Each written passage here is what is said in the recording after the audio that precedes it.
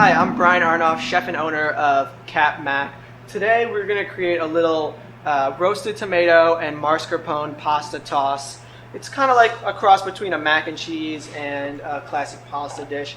Here we got all of our ingredients laid out. We've got a little bit of Dijon, some red onion, flour, a little bit of heavy cream, our mascarpone cheese, some olive oil, tomato paste, our par-cooked cavatappi pasta, a little parsley, and our tomatoes, of course. So we're going to start by roasting our tomatoes. These are vine-ripe tomatoes. What we're going to do here is we're going to cut them in quarters, and we're actually going to remove the seeds and the stem. And that's just going to leave us with a tomato fillet, if you will. And so we're going to quickly do that for the remainder of the tomatoes. We'll end up with about 8 fillets here. We're going to sprinkle these with a little salt, pepper, and a little bit of olive oil. Pop them into about 400-degree oven. You want it pretty high because you really want to roast the outside without breaking down the tomato too much. So we have just a sheet pan here with a little bit of parchment paper and some spray. We're going to throw our tomatoes right on there. We're going to go a little drizzle of extra virgin olive oil here. Some salt, and freshly cracked black pepper. These are going to roast probably for about 10 minutes, like I said, 400 degrees. So here we have a pan. We're going to throw it right on medium-high heat. We're going to go with a little bit of olive oil right down at the bottom of the pan.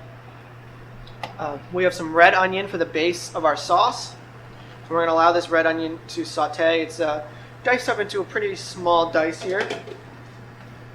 We're going to chop up some parsley to garnish our dish. To chop up this parsley, I like to just roll up the tops of the parsley and very carefully slice it across. So you get almost a chiffonade of parsley. It's a little bit of a different cut than most people do just for a chopped parsley, but I find it looks a little nicer in this dish. And discard the stems, and there you have our chiffonade parsley. So we're going to add a little salt and pepper to our onions to get them going. The salt starts to break down the onions a little bit and allows them to cook a little quicker. You can see our onions here have softened very nicely. They've started to become translucent. We're going to start next by adding a little bit of tomato paste and a little bit of Dijon mustard to this. These both are going to season the dish and also help thicken the sauce later on. So we're going to want to stir this in with a wooden spoon. And it's always important whenever you use tomato paste to cook your tomato paste for a little bit in the pan.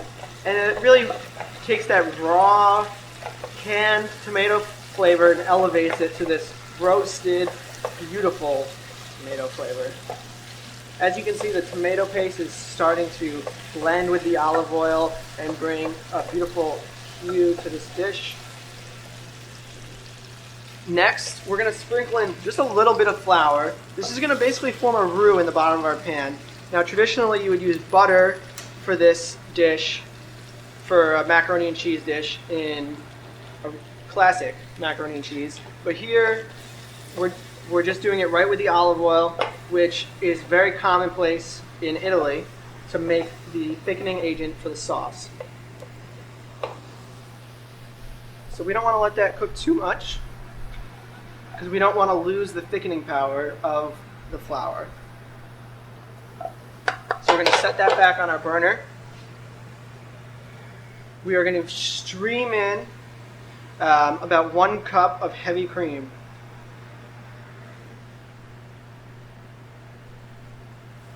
And now we want to take our whisk and whisk this pretty vigorously. We want to avoid getting any lumps of roux and maintain our nice smooth sauce. At this point, it's always good to taste your sauce, see if it needs to be re-seasoned. Maybe a little bit more pepper here. And we're going to allow that to cook for a couple seconds to thicken and mellow out.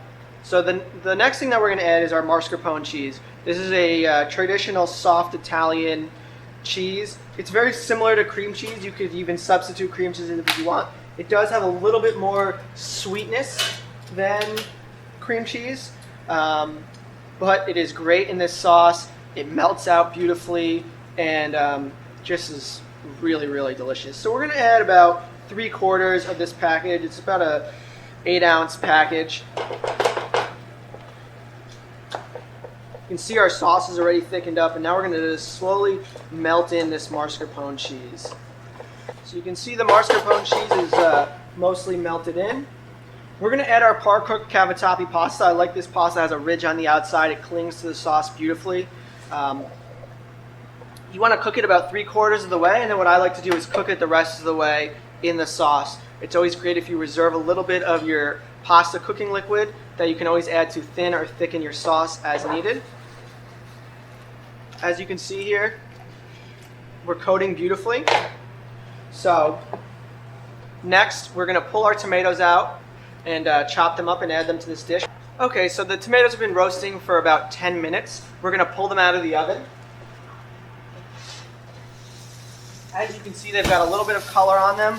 They've just started to break down slightly. I like to just sort of dump them off right onto the cutting board. This will make it a little easier to work with. If you don't have kitchen hands like I do, I can't feel anything. Let them cool for a couple minutes before cutting them up. But you just want to break them down. It doesn't have to be, too fine.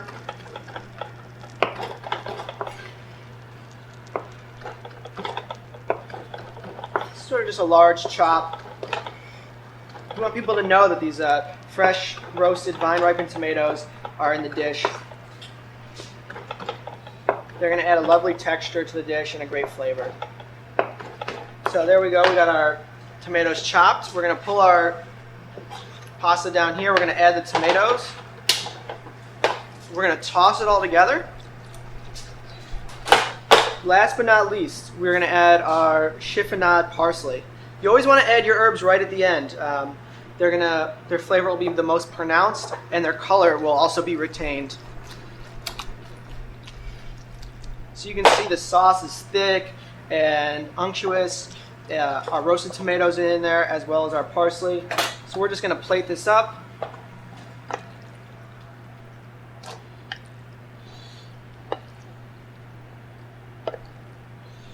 There you go, one nice serving of our roasted tomato and mascarpone mac and cheese.